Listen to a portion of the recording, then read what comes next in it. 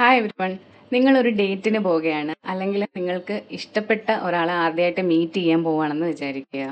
Of course നമുക്ക് ഒരു first good impression അയാൾ ഉണ്ടാക്കണമെന്ന് നമ്മൾ എന്തായാലും ആഗ്രഹിക്കും. പക്ഷെ ഈ പ്രഷർ ഒരു പരിധിയിൽ കൂടുതൽ വരുവാണെന്നുണ്ടെങ്കിൽ നമ്മൾ എന്തെങ്കിലും കുറ്റവും കുറവുകളും ഒക്കെ അവർ നോട്ടീസ് ചെയ്യുമോ, ഇനി ആ കുറ്റവും കുറവൊക്കെ വെച്ച് അവരെ നമ്മൾ ജഡ്ജ് ചെയ്യുമോ എന്നൊക്കെ നമ്മൾ അനാവശ്യമായിട്ട് ചിന്തിച്ചു കൂട്ടും. അങ്ങനെയാവുമ്പോൾ നമ്മുടെ ഔട്ട്ഫിറ്റിലും ഹെയർ സ്റ്റൈലിലും ഒക്കെ നമ്മൾ അത്യാവശ്യത്തിലധികം ശ്രദ്ധിക്കും. നമുക്ക് എന്തെങ്കിലും ചെറിയ കുറവുകൾ, അത് ആരും നോട്ടീസ് ചെയ്യാത്ത കുറവുകളായിരിക്കും. നമ്മൾ തന്നെ നമുക്ക് ഫ്ലോസ് ഉണ്ടെന്ന് വിചാരിക്കുമല്ലോ, അങ്ങനത്തെ കുറവുകളായിരിക്കും. അതുവരെ ഓർത്തിട്ട് അനാവശ്യമായിട്ട് നമ്മൾ ടെൻഷൻ അടിക്കും. പല പല ഔട്ട്ഫിറ്റുകൾ മാറി മാറി ഇടും, എന്നാലും ഒരു സാറ്റിസ്ഫാക്ഷൻ കിട്ടത്തില്ല. മണിക്കൂറുകൾ ചിലവഴിക്കും ഗ്രൂമിങ്ങിനും മേക്കപ്പിനും ഒക്കെ ആയിട്ട്. ആ ടൈമിൽ ഒരു പിമ്പിൾ വന്നാൽ പോലും അതിനെ ഓർത്ത് സ്ട്രെസ് ആകും, അതൊരു നോട്ടീസ് ചെയ്യുമല്ലോ എന്ന് വിചാരിച്ചിട്ട്. ഇതൊക്കെ കാരണം നമ്മൾ മെന്റലി ടയർഡ് ആവും. നമ്മൾ ഹാപ്പി ആയിട്ട് റിലാക്സ് ആയിട്ടിരിക്കേണ്ട ഒരു സമയം അനാവശ്യ സ്ട്രെസ് എടുത്ത് നമ്മൾ തന്നെ നശിപ്പിച്ച് കളയും എന്ന് വേണം പറയാനായിട്ട്.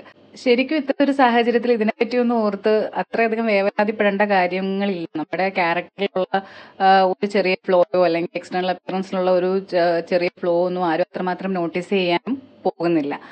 ഇത് കാരണം നമ്മൾ മെന്റലി ടയർഡ് ആവും. നമ്മൾ വളരെ റിലാക്സ്ഡ് ആയിട്ട് ഹാപ്പി ആയിട്ടിരിക്കേണ്ട ഒരു സമയം നമ്മൾ നെഗറ്റീവ് ആക്കി നശിപ്പിച്ച് കളയും.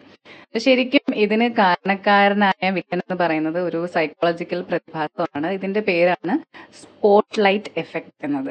അപ്പൊ ഇന്നത്തെ വീഡിയോ സ്പോട്ട് ലൈറ്റ് എഫക്റ്റിനെ കുറിച്ചാണ്. അപ്പൊ എന്താണ് സ്പോട്ട് ലൈറ്റ് എഫക്ട് എന്ന് പറയുന്നത്?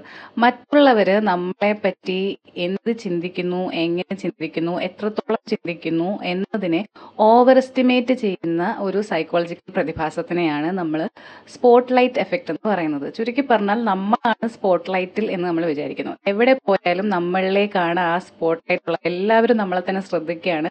അതുകൊണ്ട് നമ്മളിൽ വരുന്ന ചെറിയ കുറ്റങ്ങളും കുറവുകളും പോലും ഭയങ്കരമായിട്ട് പ്രൊജക്ട് ചെയ്ത് നിൽക്കും എന്ന് നമ്മൾ ചിന്തിക്കും.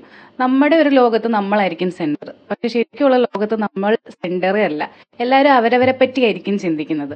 അപ്പം ഇങ്ങനെ നമുക്ക് ഈ ഒരു എഫക്റ്റ് കാരണം ഉണ്ടാകുന്ന തോട്ട് എന്ന് പറയുന്നത് ഒരു സ്യൂഡോ തോട്ടാണ്, ഒരു ഫോൾസ് ആയിട്ടുള്ള തോട്ടാണ്. അതിനകത്ത് അല്പം പോലും റിയാലിറ്റി ഇല്ല. ആൾക്കാർ നമ്മളെപ്പറ്റി 10% ചിന്തിക്കുന്ന ഒരു സാഹചര്യമാണെന്നുണ്ടെങ്കിൽ ഇങ്ങനെ ഈ ഒരു തിങ്കിങ് പ്രോസസ്സിലൂടെ കടന്നു പോകുന്നവരുടെ മനസ്സിലത് 100% അപ്പൊ ഇതാണ് ചുരുക്കി പറഞ്ഞാൽ സ്പോട്ട് ലൈറ്റ് എഫക്റ്റ് എന്ന് പറയുന്നത്.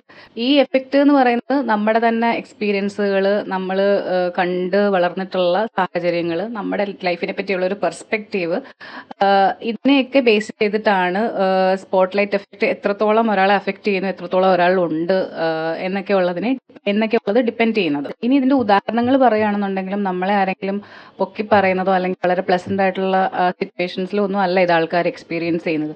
വളരെ എംബാരസിംഗ് ആയിട്ടുള്ള സിറ്റുവേഷൻസിന് നമ്മൾ എന്തെങ്കിലും അബദ്ധം ചെയ്യുമ്പോൾ, അല്ലെന്നുണ്ടെങ്കിൽ നമ്മുടെ എന്തെങ്കിലും കുറവുകൾ ആൾക്കാർക്കിടയിൽ പ്രൊജക്റ്റ് ആവുന്ന സാഹചര്യങ്ങൾ ഉണ്ടാകുമ്പോഴൊക്കെയാണ് ഇത്തരം ഒരു തിങ്കിങ് പാറ്റേൺ നമ്മളിലേക്ക് വരുന്നത്.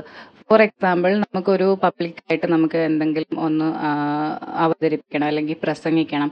ഇങ്ങനെയുള്ള സാഹചര്യങ്ങളിലൊക്കെ നമ്മളിൽ നിന്നൊരു ചെറിയൊരു സ്ലിപ്പ് ഓഫ് ടങ് ഒക്കെ വരുവാണെന്നുണ്ടെങ്കിൽ, അയ്യോ അതങ്ങനെ പറ്റി, ആൾക്കാർ ഇപ്പോൾ അതിനെപ്പറ്റി പറയുകയായിരിക്കും, അതിനെപ്പറ്റി ചിന്തിക്കുകയായിരിക്കും, ഇങ്ങനെയൊക്കെ അത് ആൾക്കാർ ശ്രദ്ധിച്ചു പോലും കാണത്തില്ല. ഒരു തെറ്റ് പറ്റിക്കഴിഞ്ഞാൽ സോറി പറഞ്ഞ് നമുക്ക് അത് തിരുത്തി മുന്നോട്ട് പോകാവുന്ന ഒരിതേ ഉള്ളൂ.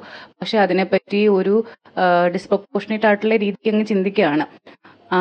എല്ലാവരും അതിനെപ്പറ്റി നോട്ടീസ് ചെയ്യുകയായിരിക്കും. പിന്നീടാണെങ്കിലും ആൾക്കാർ നമ്മളെ നോക്കുകയും പറയുകയും ചെയ്യുമ്പോൾ ഓക്കെ, അവരത് മനസ്സിൽ വെച്ചിട്ടാണ് നമ്മളെ നോക്കുന്നത്, ഇങ്ങനെയൊക്കെ ചിന്തിക്കുക. ചില ആൾക്കാരുണ്ട്, ഇപ്പൊ തുണിയിൽ എന്തെങ്കിലും, നമ്മൾ ഇട്ടിരിക്കുന്ന ഡ്രസ്സിൽ എന്തെങ്കിലും സ്റ്റെയിന്, ചെറുതായിട്ട് എന്തെങ്കിലും ആയിരിക്കും സ്റ്റെയിൻ, അല്ലെങ്കിൽ നമ്മൾ ഇട്ടിരിക്കുന്ന ചെരുപ്പ് കുറച്ച് അഴുക്കായിട്ടിരിക്കുകയാണ്.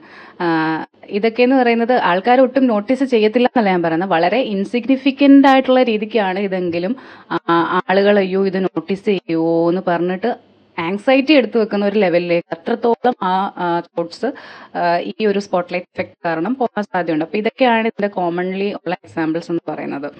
ഇതിന്റെ കാരണം എന്താന്ന് വെച്ചാൽ എന്റെ തല എന്റെ ഫുൾ ഫിഗർ എന്നുള്ളൊരു മെന്റാലിറ്റി ആണെന്ന് നമുക്ക് പറയാം.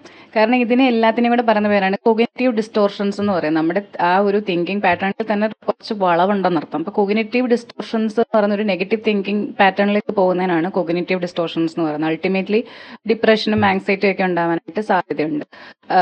കോഗ്നിറ്റീവ് ഡിസ്റ്റോർഷനിൽ തന്നെ ഇതിന് ഈഗോസെൻട്രിക് ബിഹേവിയർ എന്ന് പറയുന്നത് നമ്മുടെ ഒരു പെർസ്പെക്റ്റീവിൽ നിന്നും നമ്മുടെ അനുഭവങ്ങളിൽ നിന്നും മാത്രം ഉള്ള കാര്യങ്ങളെ കാണുന്നുള്ളൂ.